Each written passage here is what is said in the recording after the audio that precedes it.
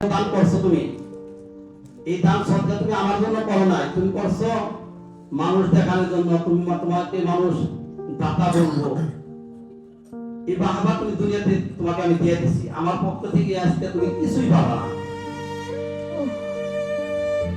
এই জন্য আল্লাহ তাআলা আমাদের সমস্ত আমল, আমার দান, আমার সদকা, আমার হজ, আমার কুরবানি, সমস্ত কিছু হওয়া চাই একমাত্র ওয়ামামাতি লিল্লাহি রাব্বিল আলামিন, আল্লাহ তাআলার জন্য।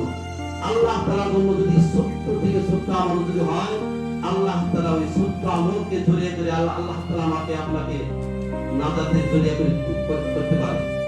এজন্য আমরা নামাজ পড়ব কার জন্য? আল্লাহর জন্য। দান সদকা করব কার জন্য? আল্লাহর জন্য। আল্লাহর জন্য হওয়া চাই। কিন্তু প্রত্যেকটা আমল করবো আল্লাহর জন্য করবো। শয়তান আমাদেরকে ওয়াসওয়াসা দিবে, তুমি মসজিদে যাইতেছো, তোমাকে মানুষ নামাজি বলবে।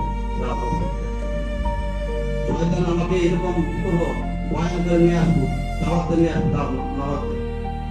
আর কি করবো, ভিতরে পিন ঢুকাবো, ভিতরে এরকম পিন ঢুকাবো, কি পিন, যে তুমি তো নামাজি, সমাজের নতুন ভালো মানুষ, এরকম একটা ফকর, এরকম একটা অহংকার বিধি জমাবো। আর যদি এরকম অহংকার যদি আসে, তাহলে আমি সব শেষ, আমার সমস্ত কিছু পাবে।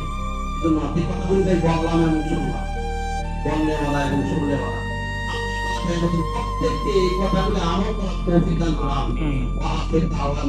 আলহামদুলিল্লাহ।